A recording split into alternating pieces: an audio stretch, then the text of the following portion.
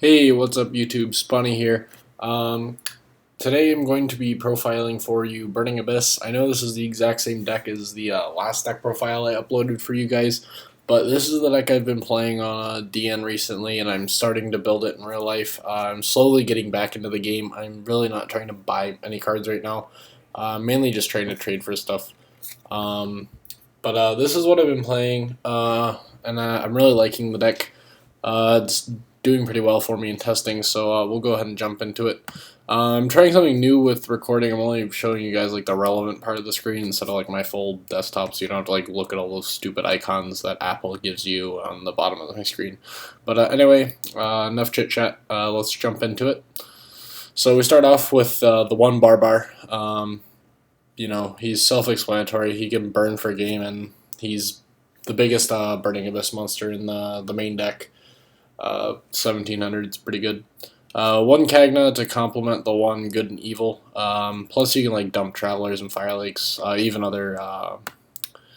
You know, you can just. Sometimes it's good because you can like dump like a Fire Lake if you need it, and then add it back with a Dante or whatever. But he's good. I like him. Double Seer. Sadly, it's limited to two, but we still play two, and it's actually not that big of a problem, just because like you have ways to like loop it back with Dante and stuff, and you can just keep putting your stuff back, and you can like travel it back. So actually, two of this is not a problem at all. Double Farfa, it's good. It's not that great versus Cosmos, but like sometimes it can like force them to use a pilot before they want to. Or it can like this is good versus other X's. It can like out like it can out like a Vanity's Fiend, or against like Monarchs, it can out their lock with the field spell because you can like activate like a Twin Twister or something, or like Farfa, and then get rid of their monster, or you can just like set the Farfa and have them run over it, and then just out the lock that way. The more probable way to do it is to be able to just discard it with a Twin Twister or like a set back row or something. It's a lot of utility. I like this card. Two's the right number. Triple Fiendish Rhino Warrior. This card's retarded. The fact that you can summon this and your BAs don't die is actually ridiculous. And the fact that when it's milled, it's just a free dump of any fiend you want to the graveyard is absolutely insane. You just mill this and dump Seer and then get back Graph. It's just absolutely nuts. I definitely think you need three of this. I've seen a couple builds only play two, but I think three is definitely substantial or needed. And it actually is decent attack for this deck. 1400 for a main deck monster in here is actually decent. The one Lowly Graph, wish we had more. I don't mind two Seer. This is the only one that kind of bothers me sometimes. I wish I had two Graph. I'd be fine with two. But, we make do with Scarm and Seer. We can search it out and dump it dump it with Rhino whenever we need it, or Foolish. So we get by with the one, and we can loop it back with Seer a lot, and Dante's, and add it back and stuff like that. So yeah, it's definitely a big component of the deck. And you definitely loop this card back a lot. But we wish we could play more, but the one's really good. Opening tour guide opening tour guide to get him out. Usually your first dump or search with Scarm is always going to be for either tour guide or this. Usually it'll be tour guide if you're searching with Scarm just to get to the graph. But yeah, one Libic. Libic's good just because free summon from hand, and then it doesn't die if you have like another non-BA card on board. Sometimes this can apply pressure too. A lot of times what I like to do is I like to end with a Farfa in hand and Libic under a Dante. So if they kill the Dante, then I put a Farfa out, and then that applies pressure to them, which is good. We'll go to the other monsters after we finish the BA lineup. One Rubik, just because we want to make Virgil. Other than that, he just has a big booty, and that's about it. He's really not that useful, so we just play the one just to make Virgil. Triple Scarm. This card's a lot more relevant now that Graph's at 1 and Seer's at 2, just because it allows you to search out all of your components, search out your Tour Guide, your Graph, your Seers, Farfas, like whatever you need. Sadly, you can't search Fiendish Rhino Warrior. That would make this card absolutely insane if you could do it, but, it's still good. Onto the non-BA components, 2 Majesty's Fiend. This is something a lot of people aren't main decking, but I like it because it makes your Cosmo matchup better. If you know you're playing against Cosmos, you can just turn 1 Majesty's Fiend them, and the deck has a really hard time getting over that. If they don't have the Regeki or the Darkhold, they're going to have a tough time.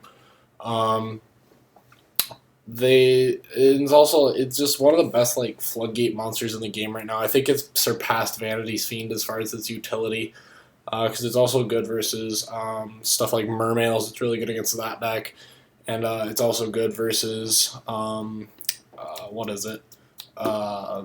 It's decent versus Draco Pals too. Vanity's Fiend, I'd argue, is probably a slightly better against that deck, but this card's still good nonetheless. Yeah, and this is also good versus like rogue stuff too. Yeah. Double Max C, 3 Max C isn't needed in the main deck anymore. I still side the third, but the third is probably the 15th card in the side deck. We'll get into that later though. But yeah, 2 is still good. Free draws. So drawing cards is fun. And the 1 Lowly Tour Guide, because, she's broken and at 1 for a reason. Onto the spells, we play a huge amount of them. 1 Foolish, because, dump Graph, dump Seer, dump whatever we need to dump. 1 Good and Evil. I don't find this that useful, but I'm testing it out. I don't really use it that much, but it's still a good card nonetheless. And Double Twin Twister. It's basically this is basically just like except if you could do it on the turn it was sent to the graveyard, it'd be a lot better. But you can just banish it and then dump a Burning Abyss, and then you add 1 Burning Abyss card to your hand. So it's a good card. It's just I wish you could do it the turn it was sent there. It'd be a lot better that if you could do that. Double Twin Twister. This is self-explanatory. I wouldn't main deck 3. 3 is a bit much, but side the third for things with heavy back row. The fact that you can plus off this is stupid, or at least the fact that you can plus off this is dumb. Onto the traps, which we play a lot of. 3 Anti-Spell Fragrance. This is good versus almost every deck in the format. Para, Mirror Match, and Cosmo, I think. Yeah, Cosmo is card's not that good against, but it's an easy swap out for the 3 Iron Walls. But this is good versus Monarchs, so that deck plays a lot of spell cards, and it's good versus Draco Pals, Magicians, which are another deck in the format, and like rogue stuff too. It's good against some of that. So I figured it warranted more worth than maining Iron Wall, which Iron Wall is really only good versus about 1 deck, which is Cosmos. While it must be the most represented deck, I figured I'd rather have something in the main deck that can take care of all of the other decks, and then just be able to swap that card 3 for 3 when I'm playing Cosmos. 1 Bottomless, because this card's great versus just about everything in the format. Par Mirror Match, it's kind of bad versus that. Just because almost everything gets under it. I mean, I guess it hits Seer, but other than that, it's not amazing in the Mirror Match. It's subpar. But the fact that it doesn't target those makes it really good. So Cosmo can summon Dark Destroyer, and then you bottomless it, and they just lose everything. Double Fire Lake, and it's also good versus Pendulums because they just lose everything. Double Fire Lake, because this is really good versus those Pendulum decks, and it's great versus Monarchs too. You just blow up their field. And like if you Fire Lake them for 3 cards, they usually are going to have a little bit of a tough time recovering their resources. You basically shut them down for a turn if you Fire Lake them for 3. Double Wind Blast. I was playing, I forget what it was. I was playing something else in this spot though. But then I added Double Wind Blast because I wanted something to defend with. And I was considering Karma Cut over this card because this card targets, but Karma Cut does at the same time. The theory behind Karma Cut was that it banishes, so it's better versus Pendulum. But at the end of the day, the fact that this could hit any card, it didn't have to be a monster, made this card the better choice. That way I could Wing Blast the field spell, I could Wing Blast back Cosmo Town, Wing Blast back trap cards, back rows, Wing Blast, just Wing Blast back the Fiends. This card, I just felt like it was an out to more cards than Karma Cut was, so I decided to play this. 1 Skill Drain. This card's just in general amazing. It doesn't affect almost anything in your entire deck. par tour guide because all your effects activate in graveyard. Um, and it's another Majesty's Fiend basically. It's a better I wouldn't go say it's probably a better Majesty's Fiend. Who am I kidding? Triple Solemn Strike. This card, you have to play 3 of in this deck because it negates effects. That's what makes it better than stuff like Horn of Heaven. A lot of people are main decking Horn of Heaven right now, and they'd probably be in the slots of the Majesty's Fiends or the Wing Blast for my build. But I don't like that card because Pendulum Summoning isn't the big mechanic in Yu-Gi-Oh! Right now. Like, Monarchs don't Pendulum Summon, Mirror Match doesn't Pendulum Summon, Mermails don't Pendulum Summon, and Cosmos, the most represented deck, don't Pendulum Summon. And that card's subpar versus all the rest of those decks. So, I mean, it's okay versus this deck, and it's okay versus Mermails, I guess. But even with this, if you Horn of Heaven, they're Dante, they're still going to get effects off of it anyway. So I felt like I'd rather just play Solemn Strike because it's better versus Cosmos, which is the most represented deck, because when they activate the pilots, you can just strike it and they lose the pilot and they don't get anything off of it. So I felt like this was just a better card. And then one warning, just because this card's good versus just about everything. This card's just in general a good card right now. Double Traveler. I was playing 3 of this card, but I decided to cut it to 2. It's a very, very good card, but it's not always... You don't always need it, and it's not always, like, amazing. So I figured at 2 I see it enough. I can recycle it through Dante. I can dump it off Kagna if I need to get to it faster. Or I can add it off Good and Evil. So I figured that 2 is going to be enough, and so far it has been. I haven't really missed the third. I haven't really missed the third at all, just because I'm playing 12 BAs, so this card just, it does enough at 2. You don't need the third. And then the 1 Emptiness, because, you know, it's Emptiness, and it's really good in this deck, because you can just make, like, double Dante and then set Emptiness and be like, good luck, have fun. And then you could turn off your own Emptiness next. You can stop them for a turn, and then you can turn off your own Emptiness with your Dante. Side deck, triple Ghost Ogre. If you want to build this deck in real life, Ghost Ogres are really expensive, and you're really going to have to spend a lot of money on Solemn Strikes. So if you don't already have Ghost Ogres, you could swap these for Effect Veilers. I personally don't own Ghost Ogres, so I'm going to be playing Effect Veilers for a while to see if this card gets reprinted or not, because I don't really want to spend $70 a piece on this card. Or the $60 that they're going for, rather. So you could swap these for Effect Veilers, but since DN everything's free, I might as well play the Ghost Ogre. Veiler's not as good, but it's a good substitute. The thing I like about this, though, is that it kills the Pendulum Scales when they activate. It kills the Monkey Board. It can kill the Joker. It kills Exceeds when they activate their effect. Yeah, they'll still get the effect to go through, but they lose the card afterwards. The third Majesty's Fiend, just because versus Cosmos, and this card's amazing. The third Max C, I felt like this was good versus the Mirror Match and Draco Pals, so I felt like it warranted a spot here.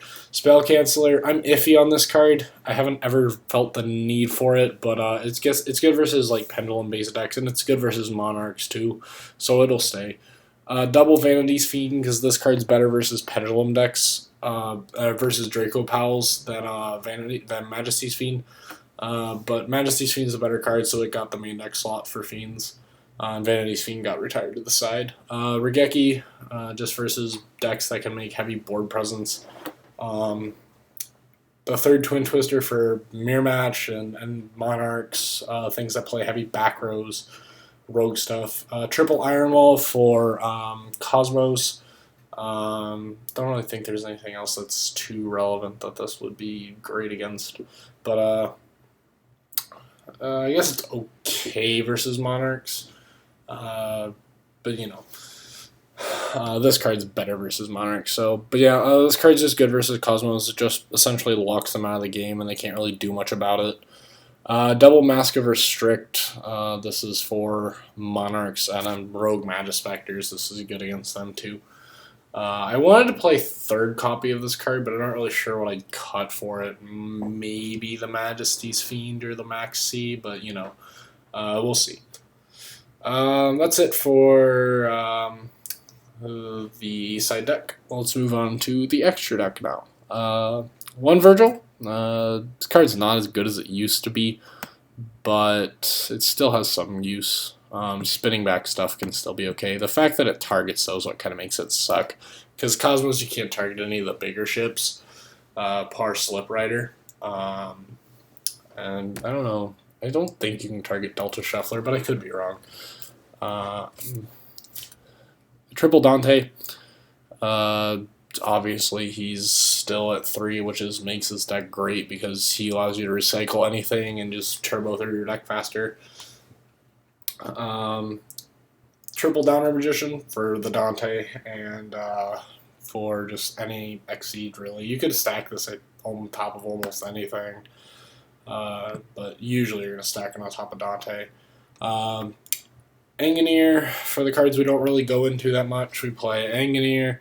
This is very situational, but sometimes it'll be useful. Acid Golem, we actually do make this a sometimes because skill drain. So this card does come up sometimes. Nightmare Shark, Barbar's best friend. This card comes up sometimes. For Utopic Future, because this is great against Cosmos. I actually thought about playing a second one. I'm just not sure what I'd cut. Maybe the Zen Means might get cut, but I'm not sure. This it's a better Alucard, just because it has 28 booty, and it can pop any Speller Trap, not just the set one. So, yeah, it's just a better Alucard. Double the Phantom Knights of Breaksword. This card is essentially Scrap Dragon for the deck. Its second effect isn't relevant, unless you're playing the Phantom Knight build, then it's kind of relevant. But the main purpose is that you can detach a material, target a card you control and one your opponent controls, and pop them both. So it's basically a Scrap Dragon that you can go plus off of, because you could like target a BA on your field. Well, you wouldn't have a BA on your field, but like you could just target like a dead back row or something, or you could even target itself and then get your materials effects under it. So it has a lot of utility. And then the one lowly Zen Means. Yeah, I'm not sure. If we were going to play a second Utopic Future, I'm not really sure what we would cut for it. Maybe the Zen Means. It'd probably be one of these two. It'd probably be either the Zen Means or the Engineer. I'm not really 100% sure which one we'd cut. Probably the Zen Means, but I'm not sure. If you wanted to cut one card out of the main deck, like maybe the Good and Evil, this card's kind of controversial, or if you wanted to cut like a Wing Blast out of the deck, I'd recommend playing either a Calcab or an Alec. Probably Calcab. Calcab was the 41st card in this deck. It just didn't make the cut, and I didn't want to play over 40 in this deck because just as we have less graphs and one less seer, it just less deck thinning, so I didn't want to play anything above 40. But that's enough rambling from me, guys. Sorry if I ranted on a couple cards. I kind of lost my train of thought a few times. But I hope you guys enjoyed the deck profile. I'm sorry I haven't uploaded anything. I've been uberly busy with school and travel and stuff like that. So, but I'll try to upload some more videos here fairly soon. I think I have a Monarch deck profile I'm going to show you guys pretty soon. But again, if there's anything you want to request, the ever-growing collection of decks continues to grow. So, yeah. That's it for me for today, guys. I hope you guys enjoy the video. Comment, rate, and subscribe, and I'll see you guys later. Peace out.